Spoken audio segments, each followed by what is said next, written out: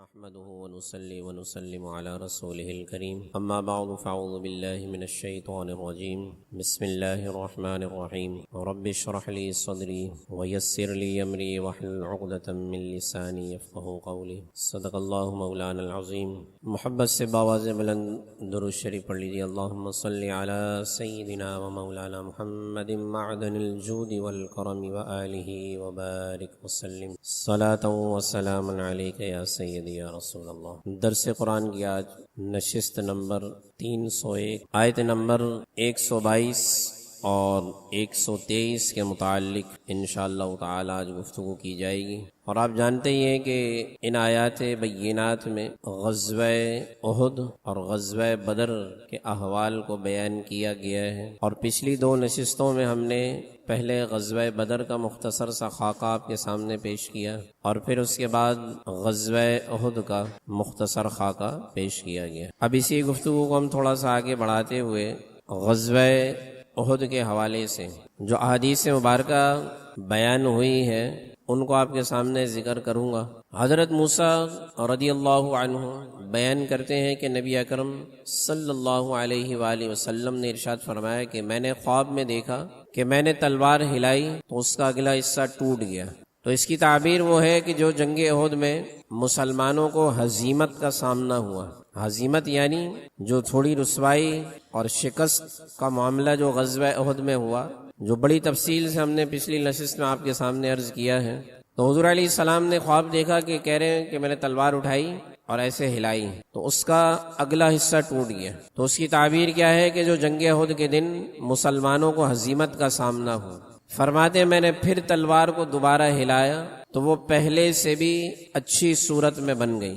اس کی تعبیر وہ ہے کہ جو اللہ تعالیٰ نے مسلمانوں کو فتح عطا کی اور مسلمان متحد ہوئے. اور پھر ارشاد فرمایا کہ میں نے خواب میں ایک بیل دیکھا اور اللہ کے کام میں بہت بہتری ہے.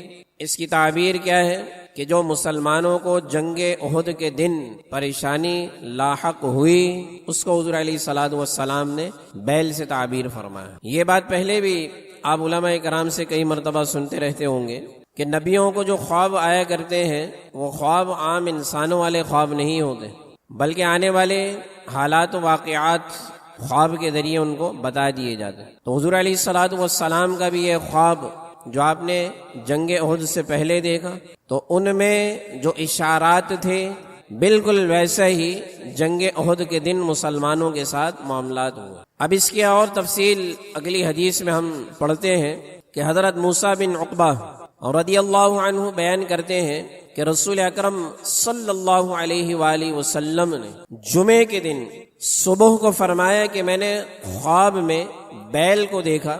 اچھا، آپ لوگوں کو یاد ہے کہ جنگ احد کے لیے حضور علیہ السلام کس دن اور کس وقت روانہ ہوئے تھے؟ پچھلی نشست میں یہ بات بیان ہوئی تھی.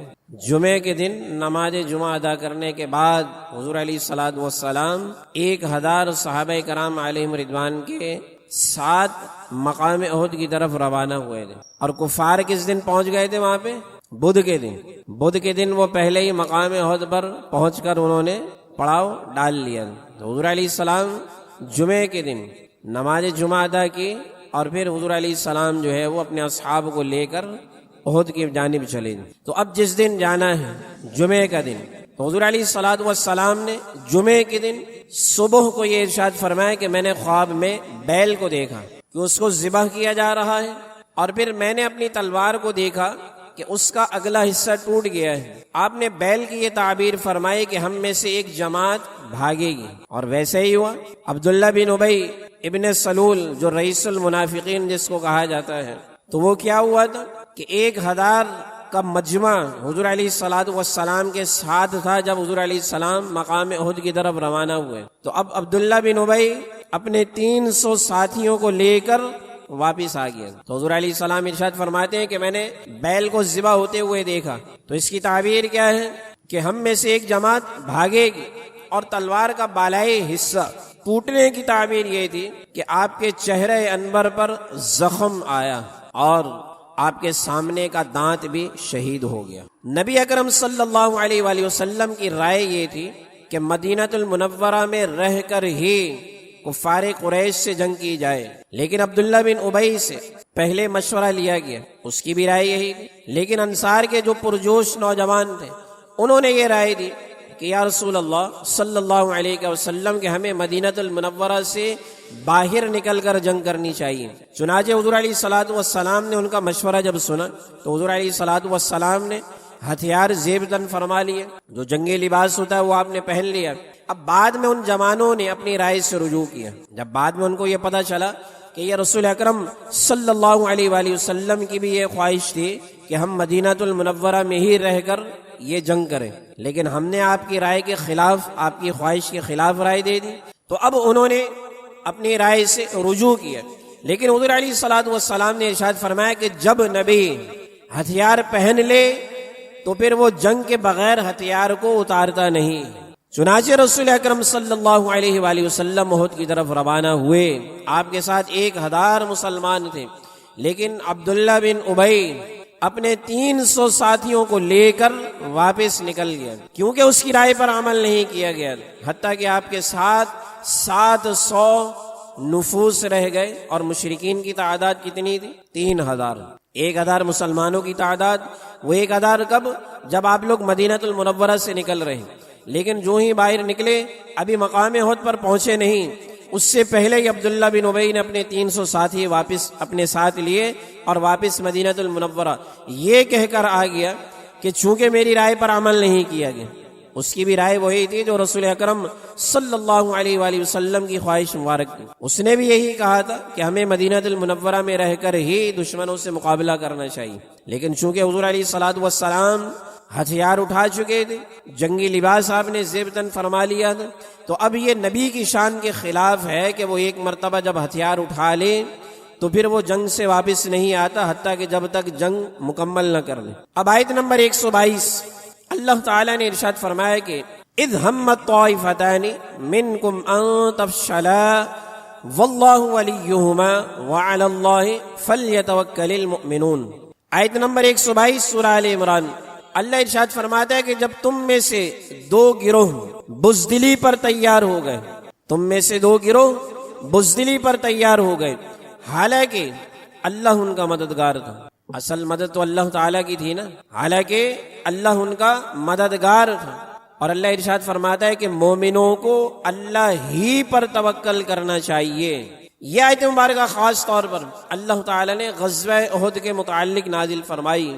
اس کے بارے میں حضرت موسیٰ بن عقبہ رضی اللہ عنہ بیان کرتے ہیں کہ جب عبداللہ بن ابی، یہ رئیس المنافقین کے لقب سے اس کو یاد رکھیے گا کہ اس کا نام ہی رئیس المنافقین ہے سیرت کی کتابوں میں، یعنی اس امت کا بدترین منافق اگر کسی کو کہا جائے تو وہی عبداللہ بن ابی، اور اس کو رئیس المنافقین اسی کو کہا جاتا ہے کہ بعد کے جتنے منافقین ہیں وہ تو بچے ہیں اس کے سامنے، ایسی ایسی منافقت کا اظہار اس نے کیا ہے۔ تو جب عبداللہ بن ابی اپنے 300 ساتھیوں کو لے کر واپس چلا گیا تو اب مسلمانوں کی 2 جماعتیں جو باقی رہ گئی، جن کی تعداد کتنی تھی؟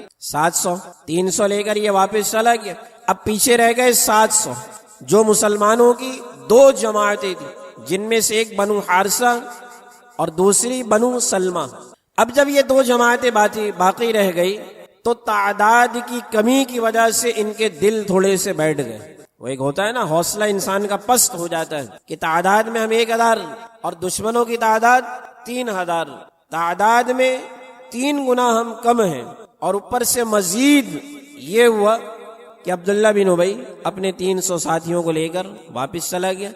اب جو 1000 کی تعداد تھی اس میں بھی مزید کمی آ گئی، 700 رہ گئے، تو اب 2 بڑی جماعتیں بنو حارثہ اور بنو سلمہ، تو ان کے دل بیٹھ گئے، لیکن اللہ تعالیٰ نے ان کے ایمان کو بچا لیا۔ ان کے ایمان کو کس طرح بچایا کہ وہ رسول اکرم صلی اللہ علیہ وآلہ وسلم کے ساتھ ثابت قدمی کے ساتھ حضور علیہ السلام کے ساتھ لڑتے رہے۔ تھوڑی دیر کے لیے ان کے دل بیٹھے ضرور، تھوڑا سا ان کا حوصلہ نچلے درجے پر آیا ضرور، لیکن اللہ ارشاد فرماتا ہے کہ ہم نے ان کو بچا لیا، اور پھر وہ رسول اکرم صلی اللہ علیہ وآلہ وسلم کے ساتھ ثابت قدم رہے۔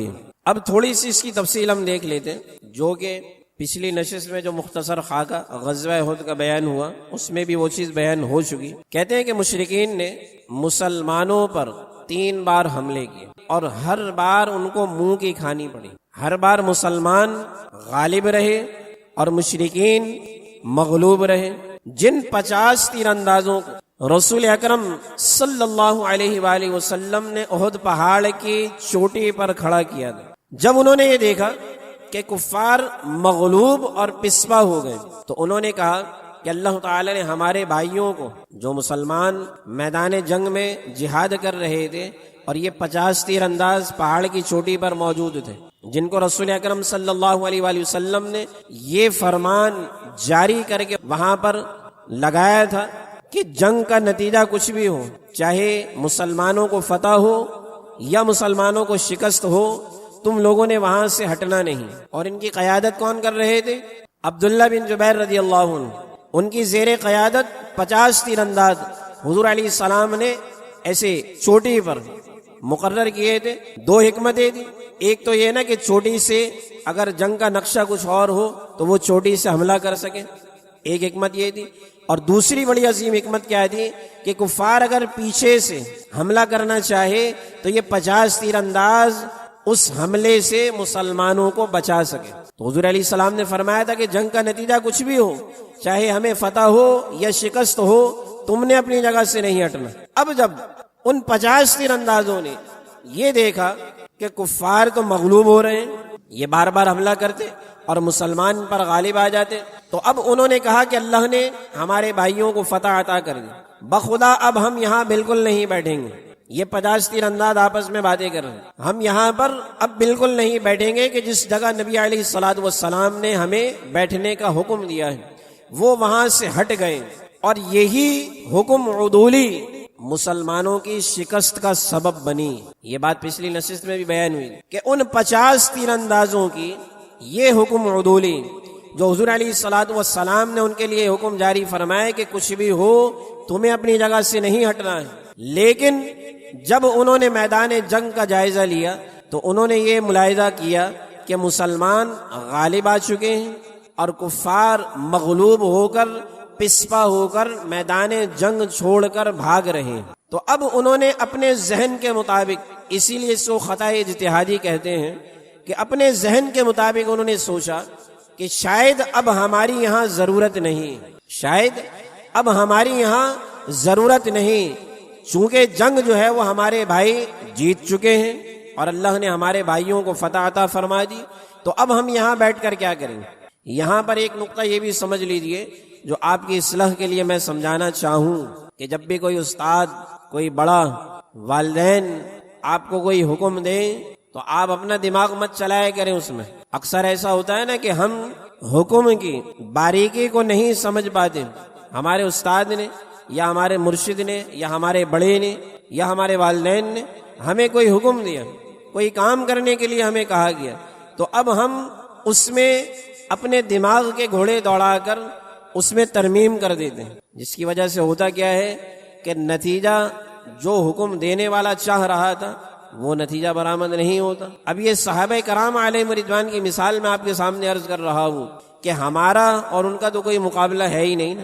عقلی معیار کے اعتبار سے وہ ہم سے کتنے افضل اعلیٰ ہوں گے، لیکن اس کے باوجود رسول اکرم صلی اللہ علیہ وآلہ وسلم کے حکم عدولی کرنے کی وجہ سے جو نتیجہ مسلمانوں کے حق میں تھا، جو تھوڑی دیر پہلے مسلمان غزوہ احد میں اپنے دشمنوں پر غالب تھے، لیکن صرف ان 50 تیر اندازوں کی حکم عدولی کی وجہ سے وہی مسلمان اپنے دشمنوں کے ہاتھوں مغلوب ہو گئے.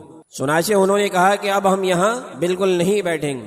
جس جگہ نبی علیہ الصلوۃ والسلام نے انہیں بیٹھنے کا حکم دیا تھا وہ وہاں سے ہٹ گئے، اور یہی حکم عدولی مسلمانوں کی شکست کا سبب بنی.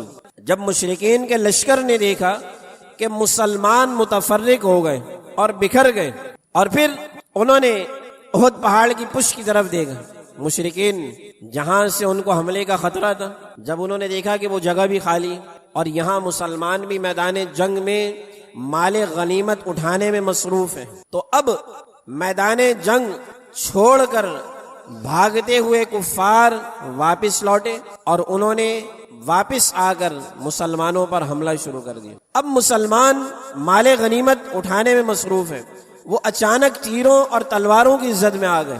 پہلے تو وہ دشمن سے لڑ رہے تھے نا، لیکن اب ان کا دھیان مال غنیمت پر، اور جو 50 تیر انداز تھے وہ بھی میدان جنگ میں آ گئے۔ تو اب مسلمانوں کا یہ جب معاملہ کفار نے دیکھا تو انہوں نے دوبارہ مسلمانوں پر حملہ کر دیا۔ اب اس اچانک حملے سے مسلمان بدحواسی کا شکار ہو گئے، اور کسی پکارنے والے نے بلند آواز سے پکار کر کہا کہ رسول اکرم صلی اللہ علیہ وآلہ وسلم شہید کر دیے گئے۔ اب یہ خبر جب مسلمانوں نے سنی، اب چونکہ مسلمان اچانک حملے کی وجہ سے پہلے ہی بدحواسی کا شکار تھے، اور مزید پھر جب یہ خبر مسلمانوں کے کانوں میں پہنچے کہ ہمارے رہبر اعظم، ہمارے امام، ہمارے نبی، ہمارے آقا حضور سید عالم صلی اللہ علیہ وآلہ وسلم ہی معاذ اللہ شہید کر دیے گئے، تو اب یہ خبر سن کر مسلمانوں کی رہی صحیح جو ہمت تھی وہ بھی جواب دینے لگے، اور اس وجہ سے بہت سارے مسلمان شہید کر دیے گئے۔ جب بہت سارے صحابہ کرام کے پاؤں اکھڑ گئے تو اللہ تعالی نے نبی علیہ الصلوۃ والسلام کو ثابت قدم رکھا۔ آپ مسلمانوں کو آوازیں دے کر بلاتے رہے۔ آپ اس وقت احد پہاڑ کی گھاٹیوں میں مہراس نامی ایک گھاٹی کے قریب تھے، کئی صحابہ کرام آپ کے پاس وہاں پہنچ گئے۔ ادھر دوسری جانب جب مسلمانوں کو رسول اکرم صلی اللہ علیہ وآلہ وسلم نہیں ملے تو وہ ہمت ہار بیٹھے، اور بعض نے کہا کہ جب رسول اکرم صلی اللہ علیہ وآلہ وسلم ہی ہمارے درمیان نہیں رہے تو اب ہمارا لڑنے کا فائدہ کیا پھر؟ یعنی آپ اس کو اس طرح سمجھیے تھوڑا سا آسان لفظوں میں کہ مسلمان مغلوب ہو رہے ہیں دشمن کے اچانک حملے سے، اور اس مغلوب ہونے کی وجہ سے ان کی ہمت جواب دے رہی ہے، وہ زیادہ ہمت سے لڑ نہیں پا رہے، بدحواسی کا شکار ہو گئے، اور اس بدحواسی میں وہ اپنے ہی مسلمان بھائیوں پر حملہ کر رہے ہیں۔ اور پھر مزید یہ کہ جن کے کہنے پر وہ مدینہ المنورہ سے بدر کے مقام تک آئے تھے، وہ رسول اکرم صلی اللہ علیہ وآلہ وسلم کے حکم پر مدینہ المنورہ سے مقام احد تک آئے تھے، تو اب یہ سن کر ان کی ہمت مزید جواب دے گئی کہ اب چونکہ رسول اکرم صلی اللہ علیہ وآلہ وسلم ہی ہمارے درمیان نہیں رہے تو اب ہمارے لڑنے کا کیا فائدہ۔ اور پھر بعض نے کہا کہ اگر رسول اکرم صلی اللہ علیہ وآلہ وسلم شہید ہو گئے ہیں تو کیا تم اپنے دین کی حمایت میں نہیں لڑو گے؟ تم اپنے دین کی حمایت میں لڑتے رہو حتیٰ کہ اللہ تعالیٰ سے شہید ہونے کی حالت میں ملاقات کرو۔ یہ حضرت انس بن نضر رضی اللہ عنہ نے کہا۔ بنو عشیر میں سے کسی نے کہا، اب اس طرح کے الفاظ بھی مسلمانوں کے منہ سے نکلے، وہ کیا الفاظ تھے؟ وہ معاذ اللہ یہ کہنے لگے کہ بنو قشیر میں سے کسی نے کہا کہ اگر ہمارے دین میں کچھ بھلائی ہوتی، یعنی ان کے کہنے کا مطلب تھا کہ ہمارا دین حق پر ہوتا، ہمارے دین میں بھلائیاں ہوتی، تو ان کے کہنے کا مطلب تھا کہ ہمارے دین میں اگر کچھ بھلائی ہوتی تو ہم یہاں قتل نہ کیے جاتے، ہم اس حال میں نہ پہنچے۔ آج اس جملے سے ایک بات جو میرے ذہن میں آ رہی ہے وہ کیا ہے کہ آج ہم اپنے اعمال کی وجہ سے جب مصیبتوں میں گرفتار ہوتے ہیں نا تو پھر اپنے آپ کو کوستے ہیں، اپنے حالات کو کوستے ہیں، اپنی قسمت کو کوستے کرتے ہیں نا، حالانکہ وہ ہمارا حال، وہ ہماری جو سچویشن ہوتی ہے وہ ہمارے اپنے اعمال کا نتیجہ ہوتی ہے، لیکن ہم اپنے آپ کو کوس رہے ہوتے، اپنے مقدر کو کوس رہے ہوتے، اور پھر معاذ اللہ رب کی بارگاہ میں شکوہ کر رہے ہوتے ہیں کہ یا اللہ تو نے کیا حال فرمایا میرا، یا اللہ تو نے میری کیا قسمت لکھی۔ اس طرح کے الفاظ بولے جاتے ہیں معاذ اللہ، حالانکہ وہ معاملہ ہمارے اپنے اعمال کا نتیجہ ہوتا ہے، یا بعض دفعہ اللہ کی حکمت اور اللہ کا فیصلہ ہوتا ہے۔ بعض دفعہ جیسے مثال کے طور پر کسی کے گھر میں موت ہو جائے تو اب بعض خواتین، گاؤں دیہات میں تو یہ الفاظ بڑے عام ہیں اللہ ماشاء اللہ، بعض خواتین واویلا کرتے ہوئے، چیخ و پکار کرتے ہوئے یہ جملہ بھی معاذ اللہ اپنے منہ سے نکال دیتی ہیں کہ یا اللہ تجھے ہم ہی ملے تھے۔ اس طرح کے الفاظ بھی بول دیتے کہ ہمارا بچہ ہی یا ہمارے بڑے ہی اللہ کو ملے تھے موت کے گھاٹ اتارنے، تو اس طرح کے الفاظ منہ سے نکال دیے جاتے ہیں۔ تو اب اللہ تعالیٰ کے ہر کام میں بڑی حکمتیں ہوتی ہیں، بعض نتائج انسان کے اپنے اعمال کی وجہ سے ہوتے ہیں، تو ہمیں ان پر غور کرنا چاہیے۔ اب یہ مسلمان اس حالت میں جو پہنچے، وہ مسلمان رسول اکرم صلی اللہ علیہ وآلہ وسلم کی حکم عدولی کی وجہ سے پہنچے۔ جو مسلمانوں کو اللہ تعالیٰ نے غلبہ عطا فرمایا تھا، لیکن تھوڑی ہی دیر میں وہ غلبہ مغلوبیت میں تبدیل ہو گیا کہ جو مسلمان تھوڑی دیر پہلے غالب تھے وہ مغلوب ہو گئے، اور جو کفار مغلوب ہو کر میدان جنگ چھوڑ کر بھاگ رہے تھے تو وہ انہوں نے جب مسلمانوں کی بدحواسی دیکھی تو پھر وہ پلٹ کر مسلمانوں پر غالب ہو گئے۔ حضرت برہ بن عازب، یہ بخاری شریف کی حدیث مبارکہ، حضرت برہ بن عازب رضی اللہ عنہ بیان کرتے ہیں کہ رسول اکرم صلی اللہ علیہ وآلہ وسلم نے 50 تیر اندازوں کو احد پر معمور کیا اور فرمایا تھا کہ فتح ہو یا شکست تم نے یہاں سے نہیں ہٹنا۔ جتنی حدیث مبارکہ بھی آپ دیکھ لیجئے غزوہ احد کے بارے میں، سب جگہ تقریباً ان 50 تیر اندازوں کا ذکر لازم ہے، لیکن اس کے باوجود بھی اللہ تعالیٰ نے ان کو عرفہ اور اعلیٰ مقام عطا فرمایا۔ وہ جنتی ہیں، صحابی ہیں، جنتی ہیں۔ اللہ تعالیٰ نے ان کی اس خطا اجتہادی سے درگزر فرمایا، اللہ نے ان کو معافی عطا فرمائی، اور رسول اکرم صلی اللہ علیہ وآلہ وسلم کو بھی یہ حکم ارشاد فرمایا کہ فاعف عنہم واستغفر لہم وشاورہم فی الامر۔ اسی سورہ آل عمران کی اگلی آگے آنے والی آیتوں میں سے ایک آیت۔ اب جب یہ پورا معاملہ ہوا نا تو رسول اکرم صلی اللہ علیہ وآلہ وسلم صحابہ کرام سے بڑے ناراض تھے، بڑے ناراض تھے۔ حضور علیہ الصلوۃ والسلام کا یہ معمول تھا کہ آپ صحابہ کرام سے مشورہ لیا کرتے، جیسا کہ یہ غزوہ احد میں بھی آپ نے مشورہ لیا تھا پہلے کہ ہمیں کیا کرنا چاہیے۔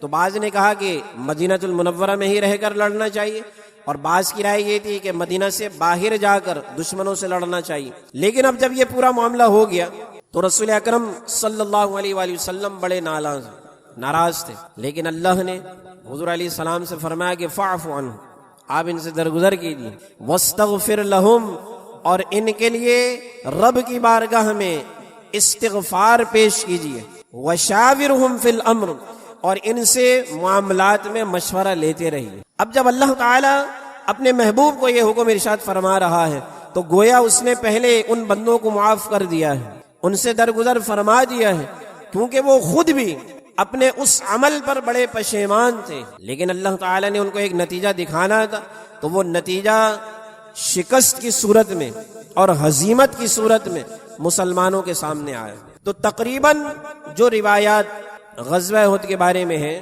تو ان میں ان 50 تیر اندازوں کا ذکر موجود ہے۔ یہاں پر بھی بخاری شریف کی اس حدیث میں کہتے ہیں کہ رسول اکرم صلی اللہ علیہ وآلہ وسلم نے 50 تیر اندازوں کو احد پر معمور کیا اور فرمایا تھا کہ فتح ہو یا شکست تم نے یہاں سے نہیں ہٹنا۔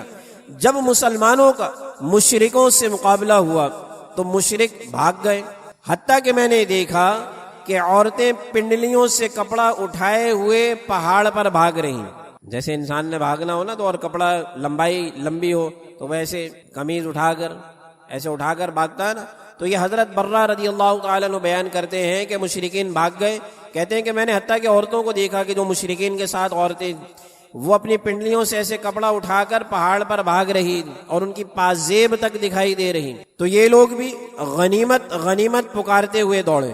کون لوگ؟ وہ 50 تیر انداز۔ جب مشرکین بھاگنے لگے تو اب وہ افراد بھی غنیمت غنیمت پکارنے کے لیے میدان جنگ میں دوڑے۔ حضرت عبداللہ بن جبیر جو ان کے چیف تھے، جن کی قیادت میں حضور علیہ السلام نے ان 50 تیر اندازوں کو وہاں پر مقرر کیا، تو حضرت عبداللہ بن جبیر رضی اللہ عنہ نے ان سے کہا کہ نبی علیہ الصلوۃ والسلام نے تم کو یہ نصیحت کی تھی کہ فتح ہو یا شکست یہاں سے نہیں جانا، لیکن وہ نہیں مانے۔ جب وہ نہیں مانے تو شکست ان کا مقدر بن گئی۔ جب وہ نہیں مانے تو فرمایا کہ شکست ان کا مقدر بن گئی اور 70 مسلمان شہید کر دیے گئے۔ ابو سفیان نے سر اٹھا کر کہا، ابو سفیان نے، آپ کو یہ بات معلوم ہی ہے کہ غزوہ احد غزوہ بدر کا نتیجہ، غزوہ احد اصل میں کفار نے غزوہ بدر کا بدلہ لینے کے لیے لڑی، جانتے ہی ہیں نا یہ بات۔ تو اب ابو سفیان نے سر اٹھا کر کہا، کیا قوم میں سیدنا محمد الرسول اللہ صلی اللہ علیہ وآلہ وسلم ہیں؟ آپ نے اپنے اصحاب سے فرمایا کہ اس کو جواب مت دو، خاموش رہو۔ پھر کہا کہ کیا قوم میں ابن ابی قحافہ حضرت ابو بکر صدیق رضی اللہ عنہ، یہ ابو سفیان کے الفاظ، کیا قوم میں ابو قحافہ ابن ابی قحافہ ہیں؟ حضور علیہ السلام نے ارشاد فرمایا کہ جواب نہ دینا۔ صحابہ کرام جو آپ کے ساتھ تھے کہا کہ خاموش رہو۔ اب پھر تیسری مرتبہ اس نے کہا کیا قوم میں ابن الخطاب ہیں؟ پھر کہنے لگا کہ یہ لوگ قتل کر دیے گئے۔ حضرت ابو سفیان کہ اگر یہ زندہ ہوتے تو جواب دیتے۔ پہلے حضور علیہ السلام کو آواز لگائی، حضور نے ارشاد فرمایا کہ جواب نہیں دینا۔ پھر سیدنا ابو بکر صدیق رضی اللہ تعالیٰ عنہ کو آواز لگائی، آپ نے تب بھی منع کیا کہ جواب نہیں دینا۔ تیسرے نمبر پر سیدنا عمر فاروق رضی اللہ عنہ کو آواز لگائی حضرت ابو سفیان نے، لیکن حضور علیہ السلام نے ارشاد فرمایا کہ جواب نہیں دینا۔ تو اب ابو سفیان نے کہا کہ یہ لوگ شہید کر دیے گئے، اس کے الفاظ تو یہ تھے کہ یہ لوگ قتل کر دیے گئے، کیونکہ اگر یہ زندہ ہوتے تو جواب دے دیں۔ اب جب یہ جملہ اس نے کہا تو سیدنا عمر فاروق رضی اللہ تعالیٰ عنہ ضبط نہ کر سکے۔ کیسے ضبط کرتے کہ آپ کا ہر عمل مثالی، آپ نے تو جب ہجرت فرمائی تو علی اعلان مکہ کی گلیوں میں گھوم کر کہتے تھے کہ ہے کوئی مجھ سے مقابلہ کرے، ہے کوئی ایسا کہ جس کو اپنی بیوی کو بیوہ کرنا ہو، ہے کوئی ایسا کہ جس کو اپنے بچوں کو یتیم کرنا ہو تو وہ آ جائے میرے مقابلے میں۔ کل کو یہ نہ کہنا کہ عمر جو ہے مکہ چھوڑ کر چلا گیا یا معاذ اللہ بھاگ گیا یہاں سے، تو اگر کسی نے مجھ سے مقابلہ کرنا ہے تو آ جاؤ۔ تو ایسی مثالی ہجرت تھی آپ کی۔ تو اب اس موقع پر حضور علیہ السلام فرما رہے ہیں کہ خاموش رہو، جواب نہیں دینا، لیکن سیدنا عمر فاروق رضی اللہ تعالیٰ عنہ حضرت ابو سفیان کے اس اعلان پر ضبط نہ کر سکے۔ آپ جواب سنیں، آپ کو مزہ آ جائے گا۔ آپ نے ارشاد فرمایا کہ اللہ تعالیٰ نے تیرے لیے ہم کو باقی رکھا ہوا ہے، اللہ نے تیرے لیے ان کو باقی رکھا ہوا ہے جو تیری رسوائی کے لیے کافی ہیں۔ تو حضرت ابو سفیان نے حبل بلند کہا کہ حبل بلند، یہ ان کے بت کا نام تھا، لات، عزا، منات، حبل۔ تو حضرت ابو سفیان نے کہا کہ حبل بلند ہو۔ نبی علیہ الصلوۃ والسلام نے فرمایا کہ اب اس کو جواب دو۔ عرض کی کہ یا رسول اللہ ہم کیا جواب دیں؟ تو آپ نے ارشاد فرمایا کہ کہو اللہ اعلی و اجل، یعنی اللہ سب سے بلند ہے اور اللہ سب سے بزرگ و برتر ہے۔ ابو سفیان نے پھر کہا کہ ہمارے لیے عزا ہے، تمہارے لیے کوئی عزا نہیں۔ نبی علیہ الصلوۃ والسلام نے ارشاد فرمایا کہ اس کو جواب دو۔ عرض کی کہ کیا کہیں؟ تو فرمایا کہ کہو اللہ ہمارا مولا ہے اور تمہارا کوئی مولا نہیں، یعنی مددگار۔ تو حضرت ابو سفیان نے کہا کہ آج کا دن بدر کے دن کا بدلہ ہے، آج کا دن ہے جو آج ہم نے تمہارے ساتھ معاملہ کیا ہے تو یہ یاد رکھنا یہ بدر کے دن کا بدلہ ہے، اور جنگ کنویں کے ڈول کی طرح ہے اور تم کچھ لاشوں کے اعضاء کٹے ہوئے پاؤ گے۔